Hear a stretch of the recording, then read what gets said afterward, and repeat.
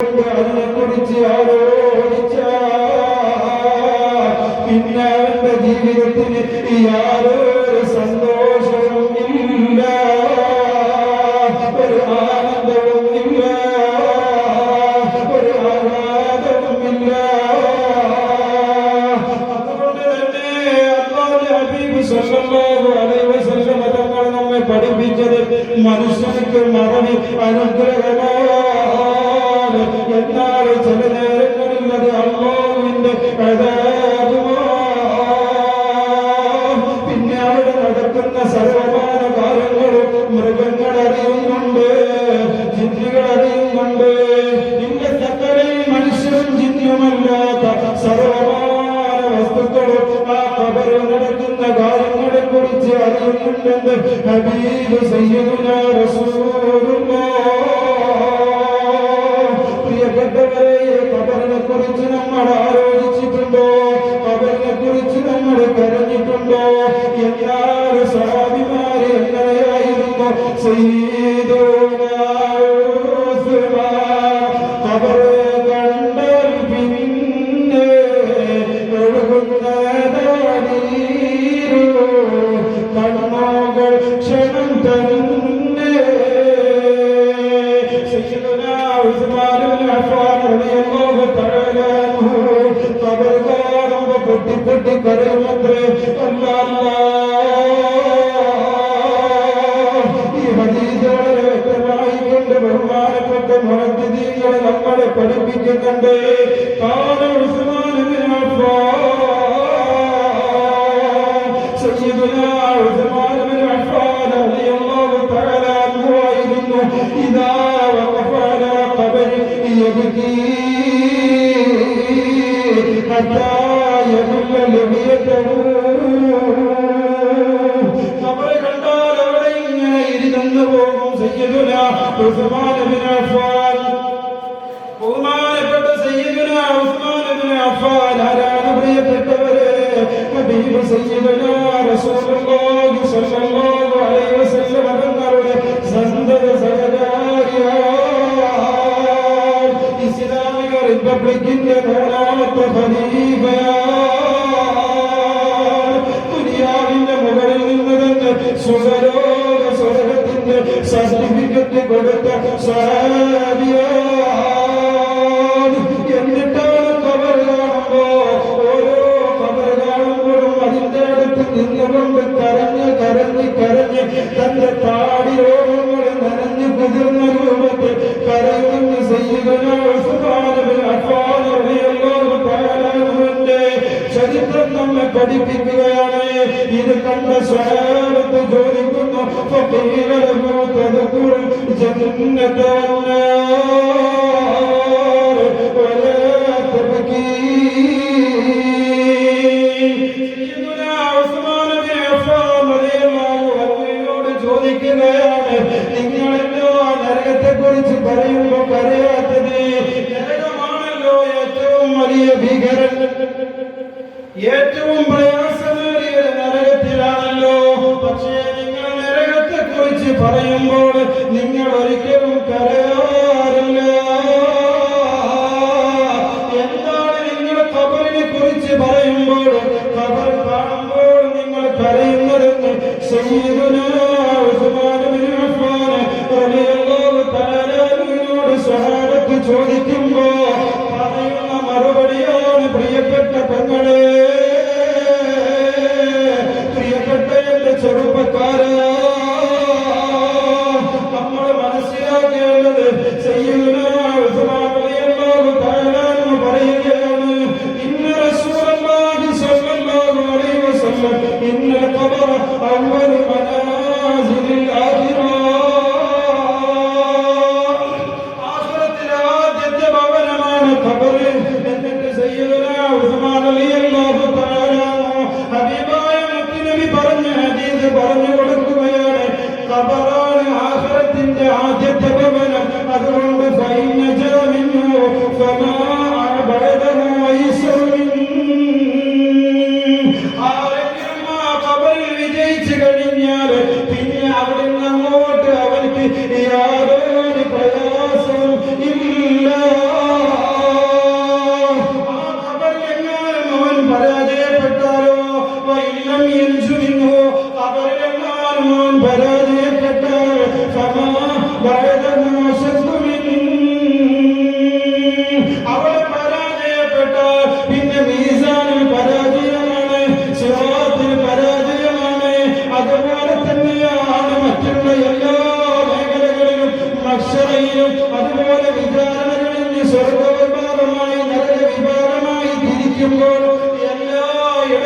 പരാജയമാണ് പരാജയമാണെന്ന് ഹബീബ് സയ്യിദുനാ റസൂലുള്ളാഹ്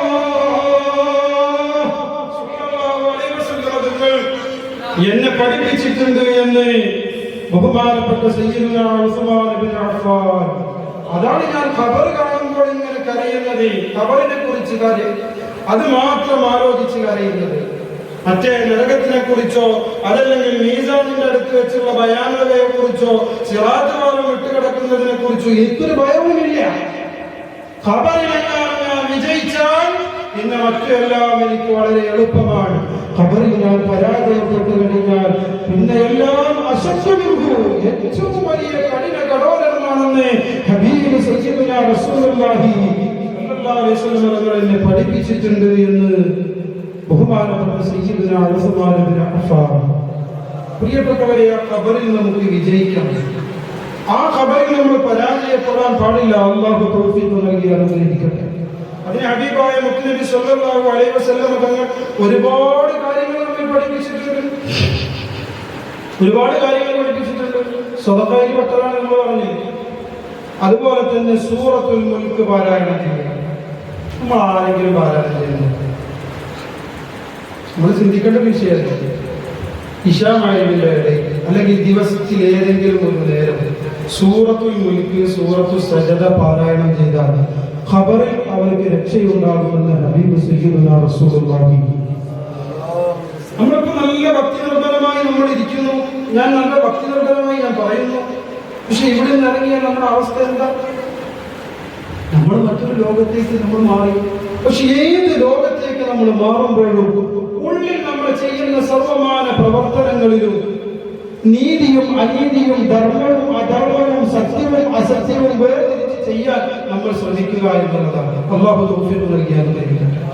തെറ്റും ശരിയും അവിടെ നോക്കി നമ്മൾ ചെയ്താൽ ഞാൻ ഈ ചെയ്യുന്ന പ്രവർത്തനം ഇതെന്റെ റബ്ബ് ഇഷ്ടപ്പെടുന്നതാണ്, ഞാൻ ഈ ചെയ്യുന്ന പ്രവർത്തനം ഇതെന്റെ ഹബീബ് ഇഷ്ടപ്പെടുന്ന പ്രവർത്തനമാണ്. നമ്മളെ ഏത് പ്രവർത്തനം നമ്മൾ എടുത്തു നോക്കുമ്പോഴും നമ്മൾ തുടക്കത്തിൽ പറഞ്ഞു നമ്മൾ ഏത് പ്രവർത്തനം ചെയ്യുമ്പോഴും പരിശുദ്ധമായ ഇസ്ലാമിലെ വ്യക്തമായ കാഴ്ചപ്പാടുകളുണ്ട് എന്ന്. ശർഈയായ 5 ഹുക്മുകളിലാണ് നമ്മുടെ എല്ലാ കാര്യങ്ങളും പെടുക. നമ്മൾ ചെയ്യുന്ന സർവ്വ കാര്യങ്ങളും പെടുക ഈ 5 ഹുക്മിന്റെ ഉള്ളിലാണ്. അപ്പൊ ഇസ്ലാമിന്റെ പ്രത്യേകതയാണ് വാജിബും ഹറാമും സുന്നത്തും കറാഹത്തും എന്ന് പറയുന്ന നമ്മുടെ ചെറുപ്പകാലത്ത് പഠിച്ച അൽ അഹ്കാം ശർഈയ എന്ന് പറയുന്ന ഈ 5 കാര്യങ്ങൾ അതിൽ ഏതാണ് എടുക്കാൻ പറ്റുന്നത് നമുക്കറിയാം. വാജിബ് നിർബന്ധമായ കാര്യമാണ്. ഹറാം നമ്മൾ നമ്മുടെ ജീവിതത്തിൽ നിന്ന് പാടേ ഒഴിവാക്കേണ്ട കാര്യമാണ്. സുന്നത്തായ കാര്യം എടുത്താൽ നമുക്ക് ഒരുപാട് മഹത്വങ്ങളും പവറുകളും മഹാത്മ്യങ്ങളും ഉണ്ടാകുന്ന നമുക്ക് അറിയുന്ന കാര്യമാണ്. കറാഹത്തായ കാര്യം നമ്മൾ പാടെ ഒഴിവാക്കാൻ ശ്രമിക്കലാണ് നല്ലത് എന്നുള്ളത് നമുക്കറിയുന്നതാണ്. അപ്പൊ നമ്മൾ ചെയ്യുന്ന കാര്യങ്ങൾ ഈ ഒരു പ്ലാറ്റ്ഫോമിൽ ഒതുങ്ങി നിൽക്കുന്ന കാര്യങ്ങൾ, അതിൽ ചെയ്യാൻ പറ്റുന്നത് ഏത് ചെയ്യാൻ പറ്റാത്തത് നമുക്ക് വേർതിരിച്ചറിഞ്ഞിട്ടുണ്ട്. യുക്തിവാദികളായ ആളുകൾ ചോദിക്കാറുണ്ട്, മനുഷ്യനെ സൃഷ്ടിച്ചത് അല്ലാഹു, നിങ്ങൾ പറയുന്ന അല്ലാഹു, നന്മയും തിന്മയും സൃഷ്ടിച്ചത് അല്ലാഹു, ഇതെന്തിനാ സ്വർഗ്ഗവും നരകവും എല്ലാ കഴിവും കൊടുക്കുന്നത് അല്ലാഹു. നമുക്ക് അങ്ങനെ ചിന്ത വന്നിട്ടുണ്ടെങ്കിൽ അതിന് മറുപടി സ്വാതന്ത്ര്യം എന്ന് പറയുന്നത് അല്ലാഹു നമുക്ക് ഇഖ്തിയാറായി നൽകുന്നതാണ്. ഏതിനെ തെരഞ്ഞെടുക്കണം എന്നുള്ള കാര്യം നമ്മളാണ് തീരുമാനിക്കുന്നത്. ഏത് ചെയ്യണം, എന്ത് ചെയ്യണം, എന്ത് പ്രവർത്തിക്കണം, എന്ത് തിന്നണം, എന്ത് കുടിക്കണം, എന്ത് ചൊല്ലണം എന്നുള്ള കാര്യം തീരുമാനിക്കുന്നത് നമ്മളാണ്. ആ തീരുമാനത്തിനനുസരിച്ചാണ് നമ്മുടെ റിസൾട്ട് ഫലം പ്രഖ്യാപിക്കപ്പെടുക. അല്ലാഹു വിജയികളിൽ ഉൾപ്പെടുത്തി അനുഗ്രഹിക്കട്ടെ. الذي خلق الموت والحياة ليبلوكم أيكم أحسن عملا. അവസാനം കാൽക്കുലേഷൻ ചെയ്യുമ്പോൾ ഏറ്റവും കൂടുതൽ അഹ്സനു അമൽ അല്ല അവിടെ. അഹ്സനു അമൽ എന്ന് പറഞ്ഞാൽ ഉസ്താദുമാരോട് ചോദിച്ചു നോക്കാം, അറിയാം. അതിന് അഫ്ളു തഫ്ളീൽ എന്നൊക്കെ പറയും. അതായത് ഏറ്റവും അഹ്സനായ അതാര് ചെയ്തു അവർക്ക് വിജയമുണ്ടെന്ന് പരിശുദ്ധമായ ഖുർആനിലൂടെ അല്ലാഹു സുബ്ഹാനഹു വ തആല നമ്മെ പഠിപ്പിക്കുകയാണ്. അതുകൊണ്ട് ഖബറിൽ വിജയിക്കാനുള്ള മാർഗം മുൽക്കെന്ന സൂറത്തോതിയല്ലാ രാത്രിയിൽ അവനും സുആലില്ലെന്നാദീസതിൽ അതുപോലെ സജദ ഓതി വന്നാലും അത് ഫലം ചെയ്യും വരുമെന്നാണ് ഹദീസിലുള്ളത്. ഇത് രണ്ടുമോതാ ബഹുദിനം പോലും നബി ഉറങ്ങുന്നതല്ലെന്നാ ഹദീസും സ്വാഹിബി. എന്റെ പ്രിയപ്പെട്ടവരെ, ഖബറിൽ നമുക്ക് വിജയിക്കണമെങ്കിൽ ഹബീബായ മുത്തുനബി സ്വല്ലല്ലാഹു അലൈഹി വസല്ലം നമ്മളെ പഠിപ്പിക്കുന്നത് സൂറത്തുൽ മുൽക്ക് പാരായണം ചെയ്യലാണ്. എന്റെ പ്രിയപ്പെട്ട ഉമ്മമാരെ, സഹോദരിമാരെ, എന്റെ പ്രിയപ്പെട്ട സഹോദരന്മാരെ, രക്ഷിതാക്കളെ, എന്നും വിശ്വമഹരിവിന്റെ ഇടയിൽ അതല്ലെങ്കിൽ സുബഹിന്റെ നേരത്തെ സുബഹി നമസ്കാരം കഴിഞ്ഞ ശേഷം പരിശുദ്ധമായ ഖുർആൻ മറിച്ചെടുത്തുകൊണ്ട് നമ്മുടെ അലമാരയിൽ സൂക്ഷിച്ചു വെച്ച പരിശുദ്ധമായ ഖുർആൻ ഉണ്ടല്ലോ, എന്നിടത്ത് ഓതിയതാണെന്ന് നമുക്ക് ഓർമ്മയുണ്ടാവില്ല. അത് ചിലപ്പോ നമ്മുടെ പരിശുദ്ധമായ റമദാൻ ശരീഫിന്റെ അവസാന ദിവസം എടുത്ത് കൂട്ടിവെച്ചതായിരിക്കാം. അതൊന്ന് തുറന്ന് മറിച്ച് വായിക്കാൻ, പരിശുദ്ധമായ ഖുർആൻ പാരായണം ചെയ്യാൻ നമ്മുടെ സമയം കണ്ടെത്തണേ. ഇല്ല എങ്കിൽ നമ്മുടെ അവസ്ഥ വളരെ പരിതാപകരമാണ്. പരിശുദ്ധമായ ഖുർആനാണ് നമുക്ക് നാളെ സാക്ഷിയായി ഉണ്ടാവുക. പരിശുദ്ധമായ ഖുർആനാണ് നാളെ നമുക്ക് ശഫീആയി ഉണ്ടാവുക. പരിശുദ്ധമായ ഖുർആനാണ് നാളെ നമുക്ക് റെക്കമെൻഡേഷൻ ഉണ്ടാവുക. പരിശുദ്ധമായ ഖുർആനാണ് നമുക്ക് ശഫാഅത്ത് ഉണ്ടാവുക. അതുകൊണ്ട് വൃത്തിയായി സൂക്ഷിച്ചു വെച്ച പരിശുദ്ധമായ ഖുർആനുണ്ടല്ലോ, ആ ഖുർആൻ നമ്മൾ മുസല്ലയിലേക്ക് എടുത്തു വെച്ചുകൊണ്ട് ഓരോ നമസ്കാരവും കഴിയുമ്പോ ഒരു പേജെങ്കിലും ഓതണം. അതുപോലെ സൂറത്തുൽ മുൽക്ക് ഓതണം.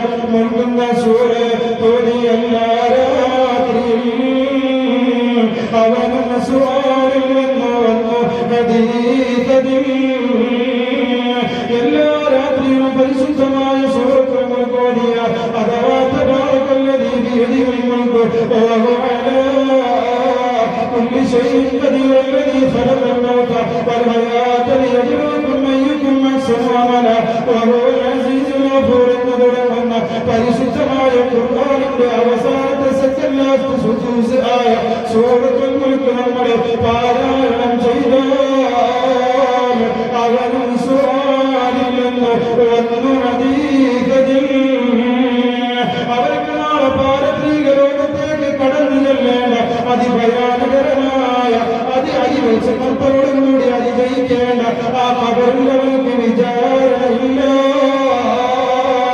ചിതറുമ്പോൾ താളം വെറുത്തുണ്ടതിൽ സന്തോഷമാണവർക്ക് നീ ചൊല്ലുന്നതിൽ കാർഡിനേഷൻ വേണ്ട കോടതി കൊണ്ട് ക്യൂ സിസ്റ്റമില്ല തള്ളലാണത് കൊണ്ട്. അതുകൊണ്ട് തന്നെ ഖബറെന്ന് കേട്ടാൽ തൽക്ഷണം ഞെട്ടേണ്ടതാ. കണ്ടാലുടനുവാ വിട്ട് നീ കരയേണ്ടതാ. മെത്തയ്ക്ക് പകരം മാളമാ സുബഹാന റബ്ബി അതിൽ കിടക്കേണ്ടതാണ് സമാന. ഏതെങ്കിലും കബർ കണ്ട് ഇന്നേവരെ പ്രിയപ്പെട്ടവരെ മനസ്സിനൊരു പിടപിടക്കലുണ്ടായിട്ടുണ്ടോ? സ്വർഗത്തിലേക്ക് സർട്ടിഫിക്കറ്റ് കിട്ടിയ സയ്യിദുനാ ഉസ്മാൻ ഇബ്നു അഫ്ഫാൻ റളിയല്ലാഹു തആല അൻഹു കരഞ്ഞുവെങ്കിൽ ആ ഖബറിന്റെ ഭീകരത എന്താണ്? ആ ഖബറിന്റെ അവസ്ഥ എന്താണ്? ചിതലും കൊടുക്കണം താവളം വെറുത്തുള്ളതിൽ സന്തോഷമാണവർക്ക് നീ ചൊല്ലുന്നതിൽ. നമ്മളെ കാത്തിരിക്കുന്നത് ചിതലുകളാണ്, കൊടുക്കലുകളാണ്. ഇന്ന് നമ്മുടെ ശരീരത്തെ സുന്ദരമാണ്. മുഖത്തുള്ള താടിരോമങ്ങളും നമ്മുടെ തലയിലുള്ള താടിരോമങ്ങളും നമ്മുടെ ശരീരത്തിന്റെ ചർമ്മവും നമ്മുടെ കൈകാലുകളും കണ്ണുകളും എത്ര സുന്ദരമായ രൂപത്തിലാണ് പടച്ചവൻ നൽകിയിട്ടുള്ളത്. ലഖദ് ഖലഖനൽ ഇൻസാന ഫീ അഹ്സനി തഖ്വീം. എത്ര സുന്ദരമായ രൂപത്തിലാണ് മനുഷ്യനെ സൃഷ്ടിച്ചത്. വളരെ സുന്ദരനായിക്കൊണ്ട് സൃഷ്ടിച്ച അല്ലാഹു ഖബറിൽ കൊണ്ടുപോയി വെച്ച് കഴിഞ്ഞാൽ ആത്മാവില്ലാതെ നമ്മുടെ ബോഡി കൊണ്ട് വെച്ച് കഴിഞ്ഞാൽ പിന്നെ അവിടെ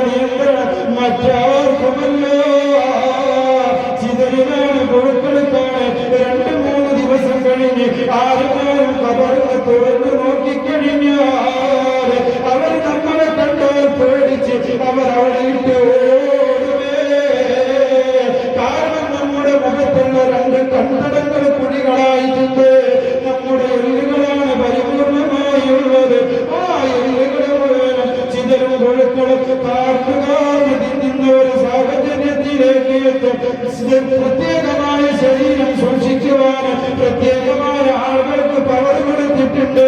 അത് നമ്മൾ സംസാരിച്ചുവല്ലോ. അമ്പിയാക്കൾക്കുണ്ട്, അതുപോലെ ഹഫീങ്ങൾക്കുണ്ട്, അതുപോലെ സാലിഹീങ്ങൾക്കുണ്ട്, അതുപോലെ ആരിഫീങ്ങൾക്കുണ്ട്, അതുപോലെ പറയപ്പെട്ട ഒരുപാട് ഹദീസിൽ പറയപ്പെട്ട ആളുകൾക്കുണ്ട്. അതിലൊക്കെ നമ്മൾ പെടണമെങ്കിൽ, അതിലൊക്കെ നമ്മൾ എല്ലാ നിലക്കും സാധുവാകണമെങ്കിൽ പറയപ്പെട്ട സൂറത്തുകൾ നമ്മൾ കൊണ്ടുവരണം. നമ്മുടെ ജീവിതത്തിൽ ഉടനീളം പരിശുദ്ധമായ ഖുർആൻ ഉണ്ടാകണം. കാരണം എന്താണ്?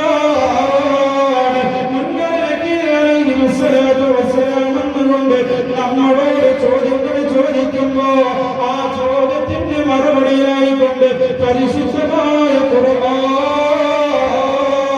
നമ്മുടെ മുമ്പിലായ രൂപത്തിൽ വന്നുകൊണ്ട് അല്ലാഹുവാണ് നിന്റെ റബ്ബെന്ന് നീ പറയണം.